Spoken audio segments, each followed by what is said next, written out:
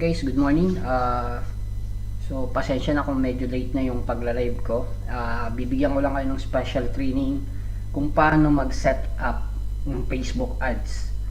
So make sure bago kayo mag-set up ng Facebook ads is mayroon na kayong Facebook page. So nag-send na ako ng video kung paano tayo mag-set up ng or gagawa ng Facebook page. So okay, make sure kailangan nyo ng pinaka-requirements ko dito is kailangan nyo ng laptop. Okay, kasi ito yung pinaka-best way kung paano mag-set up ng Facebook ads. Okay? So ngayon, once na may laptop kayo, unang gagawin nyo is make sure nakabukas yung Facebook nyo. Pangalawa, punta kayo sa site ng business.facebook.com. Okay? So once na in-open nyo yan, ito yung makikita nyo. Kasi automatic nakakonect siya sa Facebook nyo. Okay, so once na nakita nyo to, punta tayo sa ads. So pag click mo ng ads, ito yung makikita mo. Punta ka dun sa ads manager. Okay, pag click mo ng ads manager, ito yung makikita mo. Okay, so make sure basahin mo to, intindihin mo. Okay, then click mo yung accept. Okay? So once na-accept mo na, ang una natin gagawin, make sure bago ka mag-set up ng ads, anong kailangan? Okay, kailangan natin ng payment. Diba? So kailangan natin first i-set up yung payment mo. Kung paano ka mag-set up ng payment is nasa sa inyo na po yun. So, click nyo yung payment. Okay? Depende sa setup ng payment nyo, kung Philippine money or UE money. So, depende. Setup nyo lang to. Sample, mag-add ako ng maglalagay nga ako dito ng sige lang. So, by the way, ang gamit ko po kasing Facebook is yung kay Mrs. Kasi yung sa akin po is hindi ko na ma-set up. Gawa ng naka-set up na po siya. So, yung ATM ko.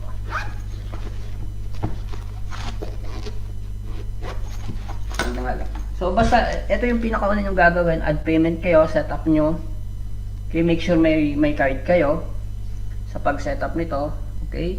So, once na na-setup nyo na yan, okay, balik kayo dun sa Ads Manager. Ads account, okay, or Ads Manager. So, balik kayo uli sa Ads Manager. Okay, ngayon, nandito na tayo sa Ads Manager. So, na-set up mo na yung payment mo. So, ngayon, ang gagawin natin is kung paano gagawa ng ads. Okay. Ito yung pinaka-best way na ginagawa ko kung paano ako nag-ads. Okay. Kasi dito, makikita mo, matatrack mo dito. Dito makikita yung budget, result, reach, impression, pa yung cost per result. So, gaya ng in-explain ko sa last orientation ko, so, yung pinaka-target natin, kung UEE money ang gamit mo, dapat 0.05 yung maximum reach mo. Kung Philippine account naman, or Philippine money ang gamit mo, dapat hindi ka lalagpas ng 8 pesos per reach kung international. 5 pesos per reach kung Pilipinas lang. Okay? So ngayon, magsiset up tayo. Paano gagawa ng ads? So make sure sa page nyo may mga nakapost na po kayo. Yun yung pinaka-importante. Kaya ang pinaka-importante sa page, dapat araw-araw kayo nagpo-post ng mga ads or mga post. Mag-post kayo sa page nyo. Okay? So, paano tayo gagawa? Click nyo lang yung create.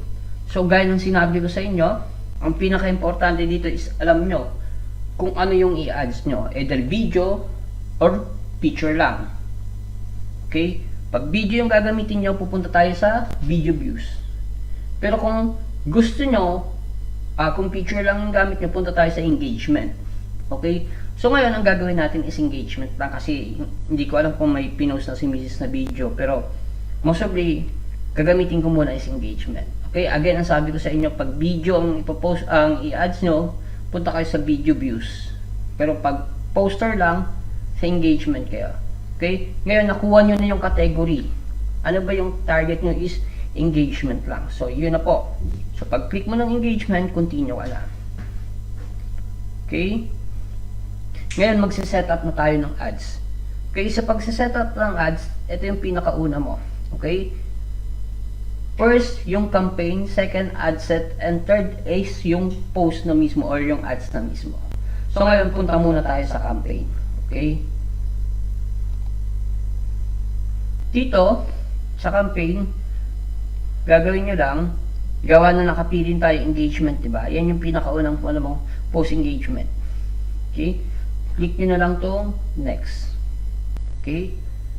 Now, nasa second stage na tayo. First stage, yung campaign. Anong klase ng campaign yung gusto mo? Again, mamimili ka lang video views or engagement. So, dahil pinili natin engagement, so dito magsaset na tayo. Example, talagay mo na yung name ng ads mo.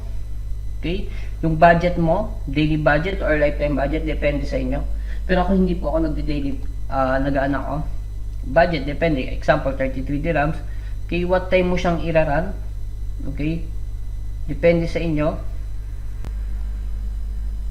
Okay, ngayon, gagawa na tayo ng create audience. Sa create audience, in-explain ko na to sa inyo kung paano gagawa nito. Okay, so first, edit nyo yung location. Saan nyo ba gustong makita yung ads nyo?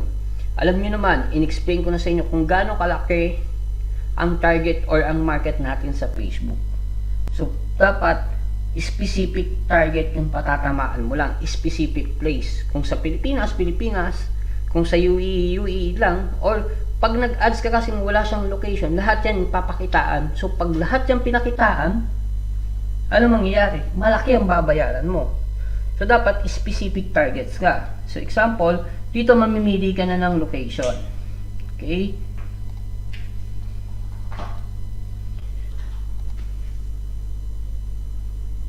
Ngayon, sa pagpili ng location, depende sa'yo. Example, ako gusto ko dito lang, UAE. United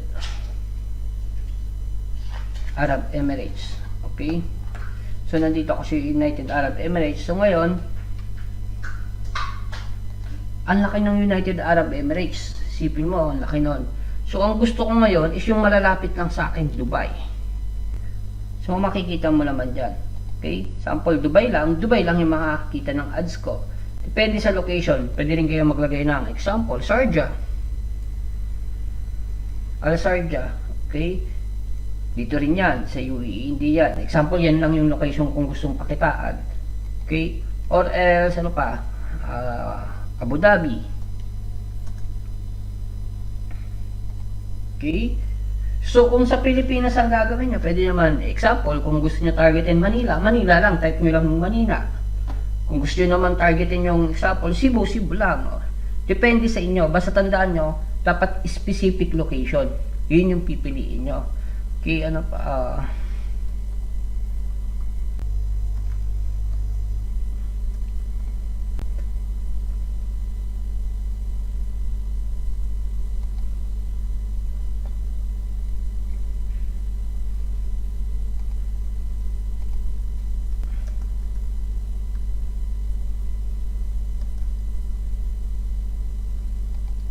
okay, so yan na yung mga napili kong location. So ngayon, punta tayo dito sa age. So ang gagawin nyo, edit nyo lang siya. Again, i-remind ko kayo. Sa pag-set ng ads, hindi lahat ng tao pwede nyo pakitaan ng ads nyo. Okay, example, sa tingin nyo ba, yung 18 years old ba, pwede nang gawin tong business? Oo, pwede na. Pero ang tanong ko, yung 18 years old ba, magseseryoso? Or naghahanap tayo ng business partner, sa tingin nyo yung 18 years old kaya magseseryoso sa business? So for me, ako kasi nagre-range po ako lagi, ang nire-range ko is 20, at least 23, minimum 23 or 24.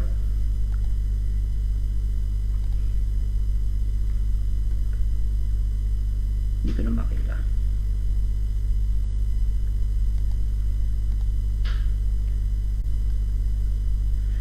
At least 23 to 48 lang. 48 or 50 like that. So depende sa target nyo. Yan yung mga, sa akin kasi ang mga na talagang nahilig sa Facebook, ang 45 ganun. Okay, pero mostly lahat naman ngayon nahilig na sa Facebook. So example, yan yung target ko. Okay?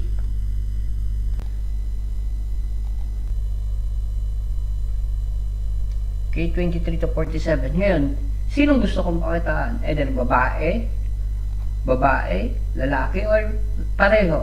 Depende sa inyo. Yung business naman natin, pwedeng babae, pwedeng lalaki. So, pwede rin. Ito lang gamitin mo. Pero kung yung example, ipopost ko is from Glutapit, example, yung ads ko is Glutapit, syempre, mostly, ang gusto ko lang pakitaan is babae. Kasi babae lang naman talaga yung gusto nung ganon, klase ng product, di ba? Example dito, papakitaan natin is babae lang. Ang i-ads ko is Glutapit, example. Okay? Ngayon, dito, pwede kang maglagay ng specific targeting mo. Sino ba yung mga tao na sa tingin mo interesado sa ganitong klase ng business or sa product na i-ads mo? Example ako, yung i-ads ko is Glutapit. Sino yung mga interesado sa Glutapit? Pwedeng yung mga taong gustong mag-reseller, di ba? What do you think? Mga reseller, pwede silang mag-reseller. So, yung gusto mag-reseller ng Glutapit. Or else, pwede rin yung mga taong mahilig sa physical fitness, mga nagpapasexy. Okay, ano pa? Sino pa yung mga taong mahilig sa Glutapit? Or sino yung mga taong, example, ito muna. Basta mag-isip kayo na related yung mga taong interested sa ganitong klaseng negosyo. Kung sa online franchise naman, pwede kayo maglagay na example sa online franchise. Sino yung mga nag-i-interest sa online franchise? Bigyan ko kayo ng example. Yung mga taong gusto magkaroon ng small business, pwede lang i-type yun, small business. Pangalawa, sinong makaka-afford ng ganitong klase ng business? Siyempre, isipin mo yung mga OFW, gustong-gusto nila, type mo OFW. Or mga flight attendant. Sino pa? Mga attorney. Okay? Mga engineer. Sino pa? Yung mga talagang gusto mag-direct selling, mag-reseller. Yan yung mga example na pwedeng ilagay mo sa targeting mo. Okay? Or else, pag nahihirapan ka mag-isip, click mo lang yung suggestion, lalabas naman yan dyan. Okay? Health and wellness, example. Health and wellness, personal care, ano pa, yan yung mga pwede mong target. Ito kasi yung i-ads ko is Glutapit, example, or Omnipit. So, yan. So, ngayon, saan ko siya gustong, di ba, tapos na tayo dito sa targeting, So, sa targeting naman,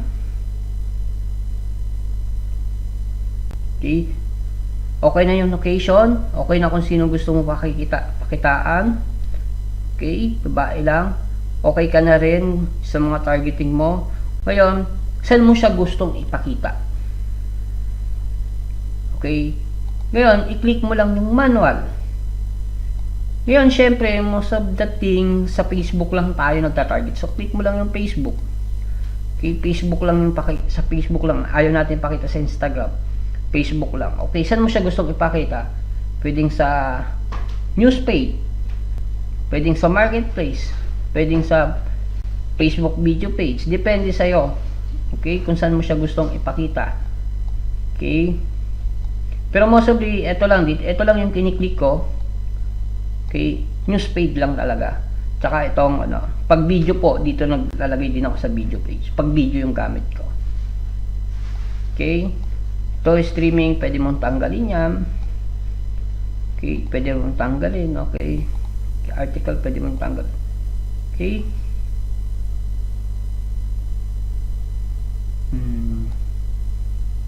Teka lang, may question mark.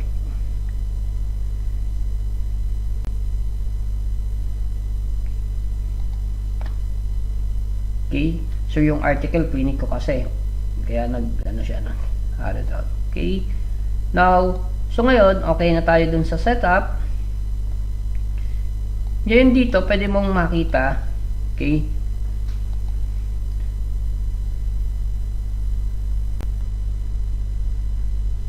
Okay, targeting done. Place, kung saan mo siya gusto mong pakita ngayon. Optimizing engagement, okay. Cost of control, pwede rin hindi mo bigyan yan. Okay.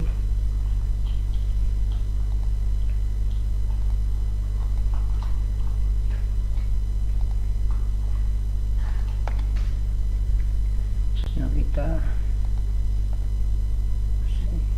getting volume. Okay, actually ito bago na to, pero kahit di mo na yung galawin, okay na yan. Other option, okay. Get start impression, okay. Ngayon, na-set up na natin yung yung, di ba, unang ginawa natin is campaign. Namili tayo kung anong klase ng campaign. Okay, ang target natin is engagement. Pangalawa, isi-set mo na siya kung saan mo siya ipapakita. Okay, kung saan mo ipapakita yung ads mo. At sino yung mga taong gusto mong pakitaan, yun yung ad set natin. Ngayon, sa pangatlo na tayo. Okay, pangatlo, mamimili na tayo kung ano ipopost natin. Okay, ngayon, dito, make sure nakakonect dito yung Facebook page nyo. Example, ang i-ads ko is yung Glutapit or Omnapit. So dito, inagay ko dito yung nakakonect na yung page ni Mrs. Ngayon, dahil sa nakakonect na yung page niya, so ang gagawin mo, mamimili ka dito, select post or create post. Pero most of sabi ko sa inyo, dapat bago kayo mag-setup ng ads, ay naka-post na kayo. Okay? So, select na lang ako dito sa pagpili ng i-ads nyo. Okay? Make sure, titingnan nyo to, likes, comment, and share. Okay? Nakikita nyo, likes, comment, and share. So, mas madaming like at madaming share or comment, mas mura ang babayaran nyo. Kasi sa engagement pa lang, okay ka na. So, ito, example, ito i-ads ko. Ano ba to? Glutapit yata to. So, ito yung i-ads ko. So, i-click ko lang siya. So, ngayon, continue mo siya. Okay? Tapos, na-setup mo na siya, continue siya. Ngayon, ano ba yung magiging itsura ng ads mo? Pwede mo siyang i-view dito. Okay? Example, ito, naka-view dito yung ads ko. Yan, makikita mo siya sa Facebook news page. Ano ba? Na-setup na natin. Ito na. So, wala na kayong gagalawin dyan. Either kung marunong kayo mag-Facebook pixel, kung gusto nyo i-set up yung, or ayusin yung post nyo, or ayusin yung picture sa post nyo, pwede nyo ayusin yan. So, pagkatapos nun, ang gagawin mo na is publish mo na. Okay? Ngayon, ito kasi bago to, so kailangan ko pa i-set up siya. Ganun din kayo, pag bago set up nyo UEE, or set up nyo kung anong currency yung gagamitin nyo. Okay? Samsung Asia Dubai, okay, so set up mo siya. Okay, kasi UE ako, UE card naman yung gamit ko, dirhams. Pero kung Philippine account kayo, set up nyo. Kasi, kaya pala nag-show to kasi hindi pa ako nag-set up ng payment. So, dapat bago kayo mag-start, mag-set up ng ads, naka-set up na yung payment nyo. Okay? So, after nun, publish mo na siya. So, once na pinablish mo siya, yun, nanghingi talaga ng card.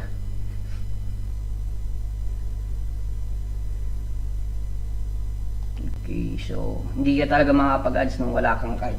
Kaya kailangan talaga may card. So, kailangan talaga ilagay yung card ko. Okay, as usual, mali yan. Ito, as usual, lalagay natin yung card ko. So, okay na yun. Again, basta na-setup mo na siya, ganun din yung gagawin nyo. So, again, ulitin ko, recap lang tayo. Una, okay, balikan natin ulit, punta kayo sa facebook.com.pa, business.facebook.com. Tapos, click nyo yung business ads or ads manager. So, dun lalabas. Again, setup nyo muna yung payment nyo bago kayo mag-start ng setup ng ads. Okay? So, once na setup nyo na yon, gaya ng sabi ko, okay, mamimili lang kayo ng campaign. Ano yung campaign? Depende sa ipopost nyo. Either video or poster. Pag video, kailangan mo video views. Pag poster, engagement. Okay? So, yan lang. So, once na okay na kayo dun sa campaign, punta tayo sa ad set.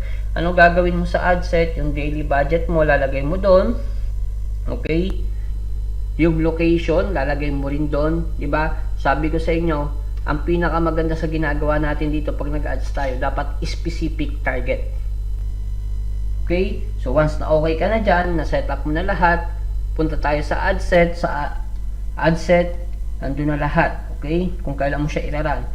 Then, last, dapat make sure may na-post ka na sa page mo, sa FB page mo. Then, i-connect mo yung FB page mo dito sa business ads mo. tsaka mo i-set up. Then after that, publish mo na. Sa publishing, okay, maximum 24 hours, i-review yan ni Facebook, yung post mo, and after that, magra-run na yan. Okay? So, pag in-approve siya, wala kang violation na binayolate, magra-run na siya. So, pag nag-run na siya, dito mo na siya makikita. Okay? Dito mo na siya makikita. Okay? Ito na yung tracking mo. Yan na yung makikita mo pag nag-run ka na. Okay? So, sana may natutunan kayo. At sana ulit-ulitin nyo to. So, pag pinactice nyo to at ginawa nyo lagi, matututo kayo kung paano mag-Facebook ads. Okay? Thank you so much. Have a good day.